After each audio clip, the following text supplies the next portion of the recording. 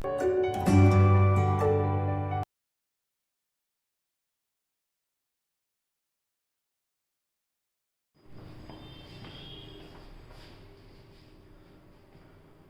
morning students, welcome to the online classes of Triveni Memorial Senior Secondary School. Today we are going to start the fresh unit, that is unit number 6 for our English reader book, and the name of the unit is Courage and Determination. In this unit we will get 4 sections, and all of them will be telling you about the courage and determination. The first section here is the day of the bare feet. It is basically the description of the football match that happened before India's independence. So let's find out what's there about courage and determination over here.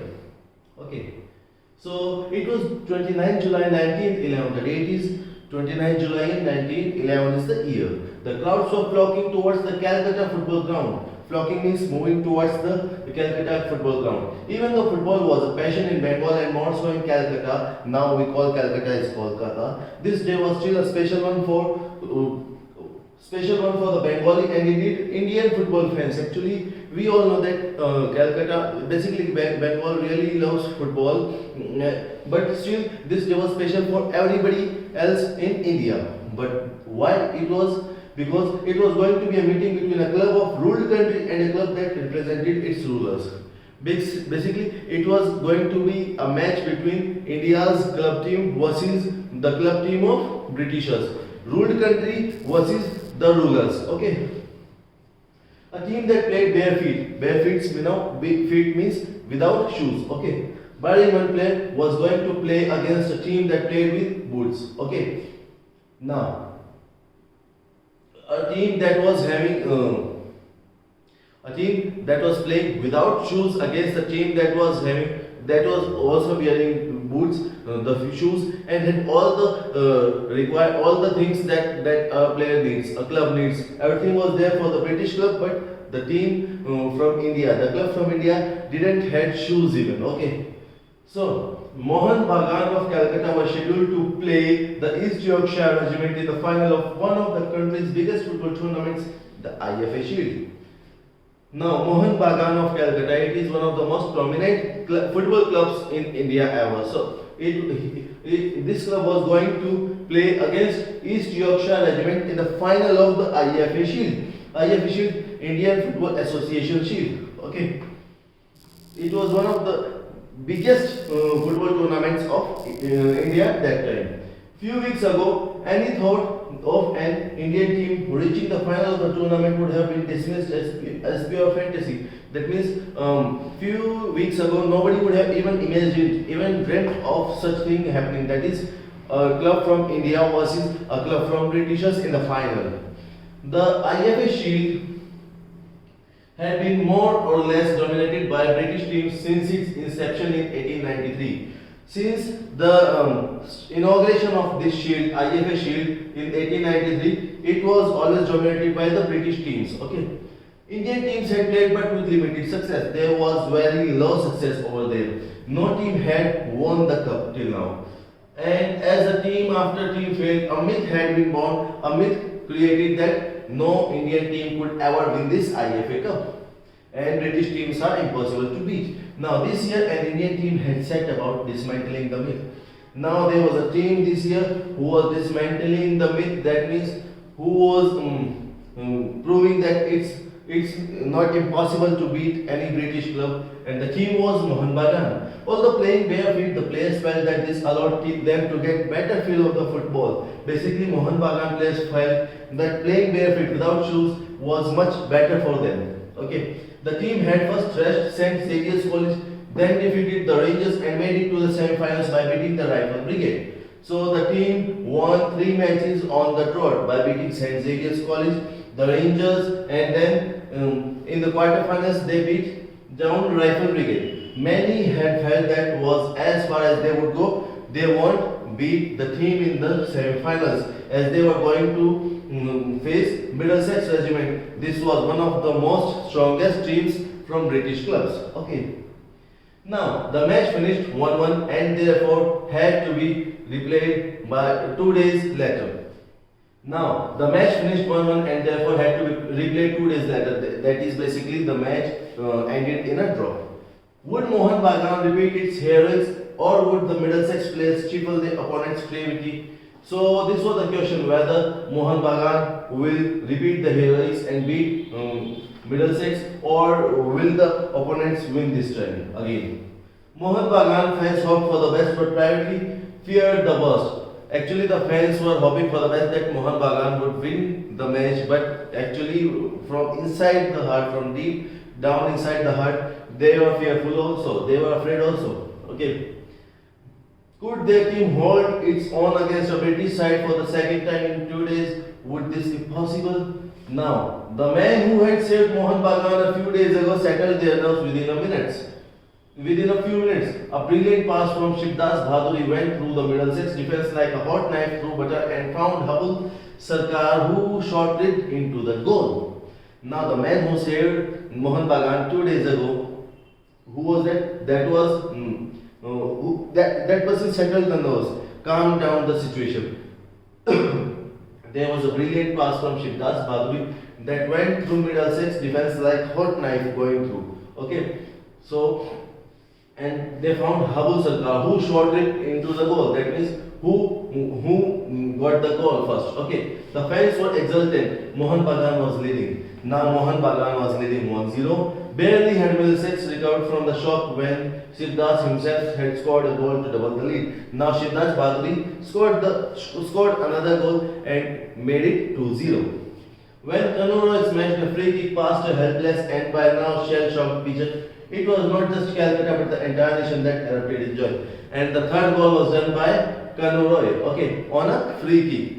He smashed the football on a free kick and it was the third goal. The lead was 3-0.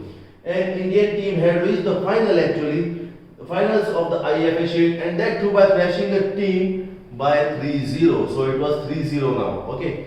The way in which Mohan Bagan had won the match against Middlesex raised expectations. Narrow win could have been put down to good luck or fortune, but a 3-0 victory in a football match, that was quite big margin. This was different matter. As newspapers carried news of the match to other parts of the country, surprise was slowly giving way to pride. Cracks were appearing in the myth of the bootwala brothers, boot-wearing white men being naturally superior to the Indian counterparts. Now that the myth that the only British club will win the cup, now that was a myth out there. Now the cracks became now cracks started showing. Okay, and the thought was changing that it could be the Indian club this time. Rarely has a team prepared for a match under so much pressure as Mohan Bagan did that day in the last week of July 1911. And we don't remember actually any team playing under such pressure, and Mohan Bagan prepared so well in the last week of July for that match, final match.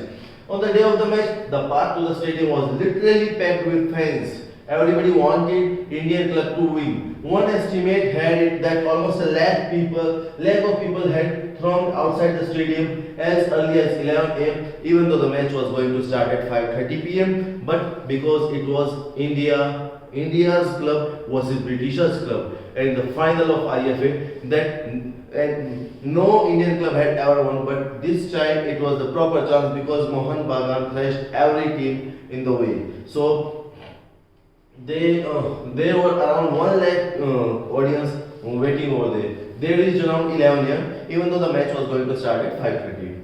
When the teams walked out on the pitch, the contrast could not have been greater. The British team was immaculately turned out. The Indians were just as scrupulous in their maroon and green shirts, but were different in two ways. Their feet were bare, barring those of Sudhir Chatterjee. Now difference could be seen in the team itself. There was one British club that was in complete uniform along with the shoes, and the other side was Mohan Bagan. Only Sudhir Chatterjee had shoes. None of the others had the shoes in their legs, okay, in their feet. Meanwhile, tension outside the ground had been mounting as thousands of people who had come to see the match had been unable to get a ticket. So there were a lot of persons who did not got the ticket. So there was a tension arising there.